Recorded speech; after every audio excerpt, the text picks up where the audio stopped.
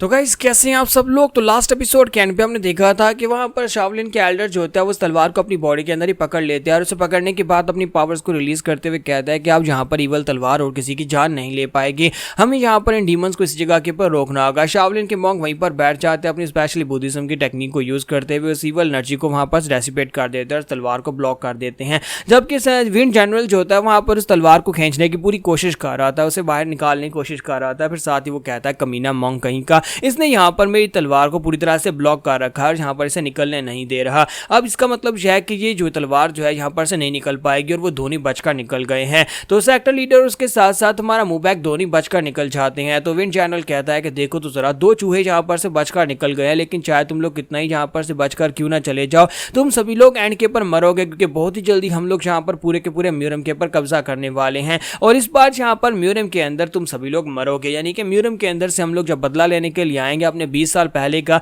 तो सभी लोग मरेंगे, कोई एक भी जिंदा नहीं बचेगा। यहीं पर नेक्स्ट सीन जो होता है म्यूरम अलायंस का दिखाया जाता है कि म्यूरम अलायंस के लोगों के पास एक मैसेज पहुंचता है। उन्हें पता चल जाता है कि यहाँ पर विक्ट्री स्क्वाड के साथ क्या हुआ है। तो विक्ट्री स्क्वाड के लोगों के साथ जो कुछ भी हुआ सब कुछ उन्हें डिटेल में बता दिया जाता है कि सिर्फ और सिर्फ वहां पर 2 ही लोग जिंदा बचकर वापस आ पाए हैं। डिमोनिक कल्ट के लोगों ने वहां पर उनकी 3 विक्ट्री स्क्वाड को पूरी तरह से डिस्ट्रॉय कर दिया, सभी लोगों को मार डाला है। इसका मतलब यह है कि ये एक बहुत ही गंभीर सिचुएशन है इस वक्त। यहाँ पर ये डिमोनिक कल्ट के लोग जो है वो ऑफिशियली यहाँ पर दुनिया में सामने आ चुके हैं, म्यूरम में सामने आ चुके हैं। तो सभी लोग काफी ज्यादा परेशान होते हैं और सोच रहे होते हैं कि डिमोनिक कल्ट के लोग अगर वापस आ गए तो फिर से वही खून खराबा होने वाला है, जैसे कि उन लोगों ने पहले किया था, बिल्कुल वैसे ही अब फिर से यहाँ पर खून खराबा होगा। हम सभी लोगों को जल्दी से जल्दी कुछ ना कुछ तो करना होगा, हमें जाकर खुद डिमोनिक कल्ट को खत्म करना होगा। लेकिन साथ ही वो लोग इस बात को भी लेकर चिंतित होते हैं कि अगर यहाँ पर हीवन सेक्टर के सेक्टर लीडर अपना बाजू कटवा कर वापस आए तो उसका मतलब यह है कि डिमोनिक कल्ट के लोग पहले से स्ट्रॉन्गर हो चुके हैं। तो यहीं पर सेक्टर लीडर को दिखाता है कि उनके बाजू का ट्रीटमेंट चल रहा होता है और उसकी बेटी जो होती है वो रो रही होती है और कहते हैं कि फादर आप यहाँ पर अपना एक बाजू खो चुके हैं। तो फादर को लेकर वो काफी ज्यादा परेशान होती है, जबकि ग्रैंडफादर जो होते हैं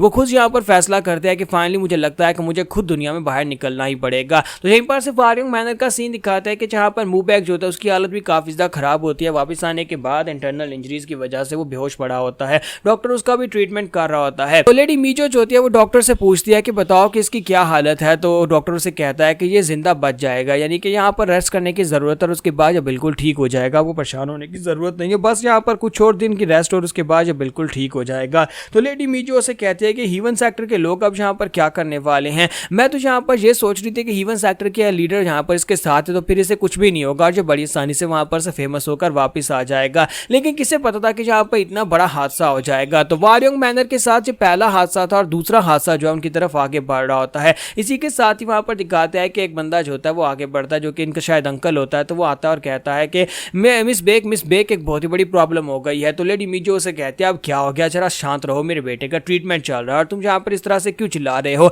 अब यहाँ पर इतनी बड़ी क्या प्रॉब्लम हो गया। तो उसे कहता है कि लेडी मीजो प्लीज मुझे माफ करिएगा, लेकिन ये इशू बहुत ज्यादा एक्सट्रीम है और आपको यहाँ पर इस इशू को देखना ही पड़ेगा, यानी ये अर्जेंट है। तो स्यो बेक उसे कहता है कि क्या वाकई में ये इशू इतना ज्यादा खास है कि तुम यहाँ पर मेरे ब्रदर बिस्तर के पर पड़ा है और उसके बावजूद तुम यहाँ पर ये कह रहे हो कि इशू इससे भी ज्यादा खास है, अब बताओ कि यहाँ पर ये इशू क्या है। तो वो कहता है कि मैडम ग्रीन फॉरेस्ट की तरफ से एक मैसेज आया है, ग्रीन फॉरेस्ट के लोगों ने यहाँ पर जितने भी आसपास के मर्चेंट गिल्ड है सभी लोगों को एक मैसेज भिजवाया है कि आज के बाद से कोई भी यहाँ पर वारियंग मैनर की एस्कॉर्ट को नहीं लेगा। यानी कि यहाँ पर जितने भी मर्चेंट ग्रुप्स होते हैं वो अपना सामान ट्रांसपोर्ट करते हैं, वो अपना सामान जो होता है वो दूसरे शहरों में लेकर जाते हैं, तो उनको यहाँ पर प्रोटेक्शन के लिए जो गार्ड्स दिए जाते हैं वो इन्हीं सेक्टर से होते हैं। तो वारियंग मैनर का गार्ड जिस भी टीम के साथ होगा, जिस भी मर्चेंट ग्रुप के साथ होगा, उन्हें वहां पर से एंट्री नहीं दी जाएगी, यानी कि उनकी एंट्री पूरे जंगलों में बैन कर दी गई है, वो किसी भी रास्ते से गुजरकर नहीं जा सकते और ये जिस भी रास्ते से गुजरेंगे वहां पर रास्ते में ग्रीन फॉरेस्ट की चौकी जरूर आती है। तो मिलेडी मीजो कहते हैं अब इस बात का क्या मतलब है। तो सियोबेक कहता है कि क्या ग्रीन फॉरेस्ट के लोग वारियंग मैनर के साथ ऐसा कर सकते हैं, वो यहाँ पर ऐसा क्यों कर रहा है, क्या उन लोगों ने इस बात को एक्सप्लेन किया है कि हमारी सियोल जो होती है वो यहाँ पर उस बात को याद करती है कि हमारे जॉन ने से कहा था, उसने कहा भी था कि मेरे पास यहाँ पर पेट्रोल ऑफिसर का टोकन है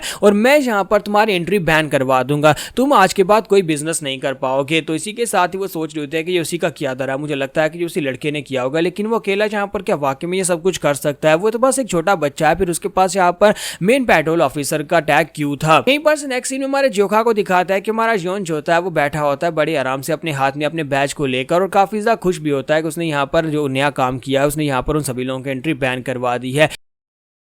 तुम्हारा जोका कहता है कि आज की शाम तो पहले की शाम से भी काफी ज्यादा ठंडी है। मास्टर शिम उसके पास आता है और उसे कहते हैं कि क्या तुम्हें वाकई में लगता है कि तुम यहाँ पर ये कर लोगे, तुम यहाँ पर जो कुछ भी कर रहे हो क्या इससे तुम्हारा बदला पूरा हो जाएगा। पहले तुमने उनके पास से 1000 गोल्ड कॉइन्स लिए जिसकी वजह से उनके ऊपर कर्जा चढ़ चुका और अब तुमने यहाँ पर उनकी एंट्री बैन कर दी है हर किस्म के स्ट्रॉन्ग होल्ड से गुजरने पर, यानी कि वारियंग मैनर के एस्कॉर्ट जिस भी टीम के साथ होंगे उन्हें वहां से गुजरने की इजाजत नहीं दी जाएगी। इसका मतलब यह है कि तुम यहाँ पर उनको बैंकरप्ट करना चाहते हो। लेकिन क्या तुम्हें पता है कि बदला तभी पूरा होता है जब हम लोग वायलेंस करते हैं, बदला तभी पूरा होता है जब हम लोग दूसरों को पीटते हैं, बदला उसी को कहते हैं, तभी हमें अपने इस मन की शांति मिलती है। क्या सिर्फ और सिर्फ बैंक करप्ट करने के साथ तुम्हें यहाँ पर बदले की शांति मिल जाएगी? तुम्हारा बेकाल से कहता है कि मास्टर शिम तुम इस बात को समझ नहीं पा रहे, अगर उन लोगों ने मुझे मारा पीटा होता तो फिर यहाँ पर बात अलग होती। मुझे मारा पीटा तो कम लेकिन उससे ज्यादा मुझे कमरे में बंद रखा गया और वहां पर मुझे सिर्फ और सिर्फ एक खाने को आलू दिया जाता था और उस आलू के साथ मुझे पूरे 24 घंटे निकालने होते थे। क्या तुम यहाँ पर इस बात को समझ रहे हो कि मेरा बदला कैसा होने वाला है? तो मास्टर शिमू से कहता है कि हाँ मैं तुम्हारी स्टेट को समझ रहा हूँ,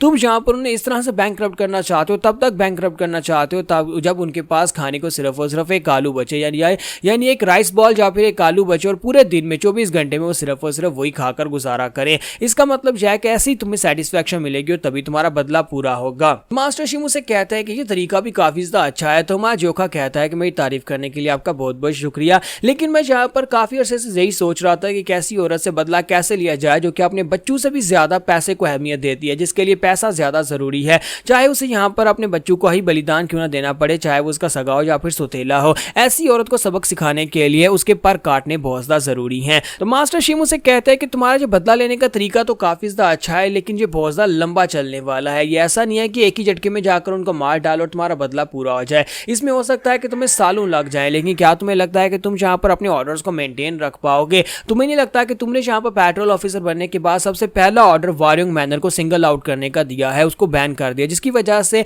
ग्रीन फॉरेस्ट को तो नुकसान होगा क्योंकि अब यहाँ पर मर्चेंट ग्रुप के लोग वहां से नहीं गुजरेंगे, वारियंग मैनर के लोग वहां पर से नहीं गुजरेंगे, हम उनके पास से टोल टैक्स नहीं ले पाएंगे, जिसकी वजह से उन्हें नुकसान हो सकता है। तो हमारा जोकाओ से कहता है कि मेरे पास यहाँ पर मेन पेट्रोल ऑफिसर का टैग है और मैं यहाँ पर उसको यूज नहीं करूंगा तो फिर और क्या करूंगा, क्योंकि मैं इस वक्त यहाँ पर हायर अथॉरिटी में और कोई भी यहाँ पर मुझे रोकने वाला नहीं है। तो मास्टर शिमू से कहते हैं लेकिन तुम्हारे ऊपर कोई तो है जो तुम्हें रोकने वाला है। तो वो से कहता है कि आप किसकी बात कर रहे हैं? तो वो से कहता है कि मैं उसी बुड्ढे खूसट की बात कर रहा हूँ, ग्रीन फॉरेस्ट के किंग की बात कर रहा हूँ, क्योंकि वो यहाँ पर ग्रीन फॉरेस्ट का किंग है। इसका मतलब यह है कि वो तुम्हारे टोकन से भी ज्यादा स्ट्रॉन्गर है और वो तुम्हें ऑर्डर्स दे सकता है। तुम्हारा जोका कहता है कि अच्छा तो तुम यहाँ पर उस हीवन डिस्ट्रॉयर बुड्ढे आदमी की बात कर रहे हो, उसने खुद ही यहाँ पर मुझे परमिशन दी थी कि मैं इस टोकन की मदद से कुछ भी कर सकता हूँ। मास्टर शिमू से कहते हैं मैं तो यहाँ पर तुमसे यही कह रहा हूँ ना कि अगर उसने यहाँ पर मुश्किल क्रिएट की, उसने कहा कि तुम्हारा ये फैसला गलत है तो फिर क्या करोगे? तुम्हारा जोका कहता है कि मैंने उस बुड्ढे आदमी के बारे में तो सोचा ही नहीं था, लेकिन मुझे लगता है कि ग्रीन फॉरेस्ट किंग इस बात को समझेगा कि मैंने अगर कोई फैसला किया है तो कुछ सोच समझ कर ही फैसला किया होगा, इसलिए मुझे नहीं लगता कि वो यहाँ पर इस फैसले को अपोज करने वाले हैं।